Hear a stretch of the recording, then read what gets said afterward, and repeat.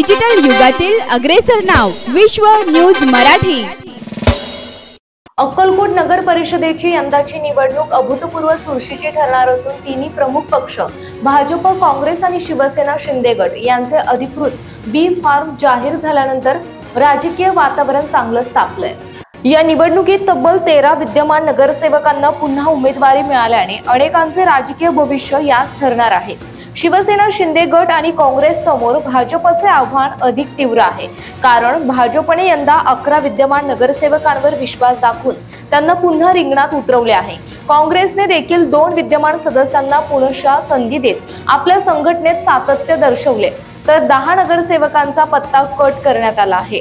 मागील निवडणुकीत स्वीकृत सदस्य म्हणून काम केलेले काँग्रेसचे ज्येष्ठ नेते अशफाक बळोरगी यांना यावेळी नगराध्यक्ष पदासाठी संधी देण्यात आली आहे, तर भाजपने विद्यमान नगरसेवक मिलन कल्याण शेट्टी यांच्यावर विश्वास ठेवत त्यांना नगराध्यक्ष पदाची अधिकृत उमेदवारी जाहीर केली आहे।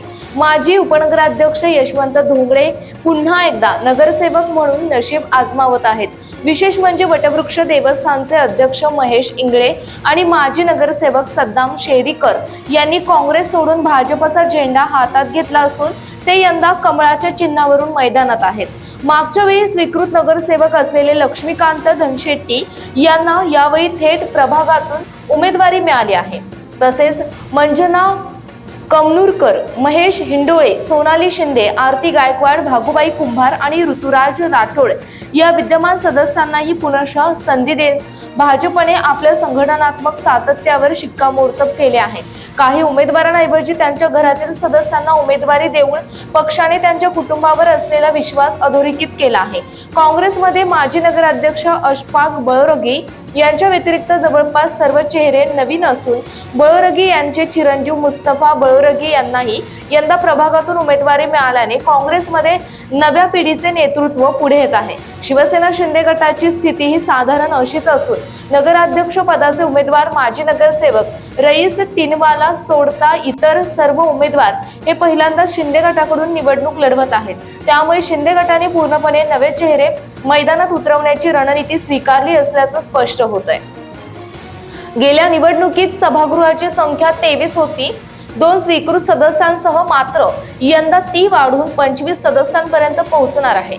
4 जागांच्या वाढीमुळे राजकीय स्पर्धा अधिक तीव्र होण्याची शक्यता आहे। शिवसेना शिंदे गट 23 जागा तर काँग्रेस 17 जागांवर लढत असून 25 जागांवर भाजपची मजबूत तयारी दिसून येते। तिन्ही पक्षांमधून निघालेल्या उमेदवारांच्या यादीमुळे अक्कलकोटातील राजकारण आणखी रंगतदार झाले आहे। यंदाची निवडणूक स्थानिक विकास, पाणी पुरवठा, रस्ते, स्वच्छता, नव्या प्रकल्पांची अंमलबजावणी अशा अनेक मुद्द्यांवर टोकाचा लढा पाहणार आहे। विद्यमान नगरसेवकांनी केलेल्या कामाचे कसब तपासण्याबरोबरच नव्या चेहऱ्यांच्या आश्वासनालाही नागरिक प्रतिसाद देतात की नाही हे 25 जागांसाठी होणाऱ्या मतदानातून स्पष्ट होणार आहे। पक्षांमधील अंतर्गत समीकरणे आणि नवे जुने चेहरे यांच्यातील संघर्ष या सर्वांचा थरार आगामी दिवसांमध्ये वाढणार आहे। मारुती बावडे, अक्कलकोट। विश्व न्यूज मराठीची जाहिरात म्हणजे आपल्या उद्योगाची भरभराट। आपल्या व्यवसायाच्या उत्कृष्ट जाहिरातीसाठी आजच संपर्क करा।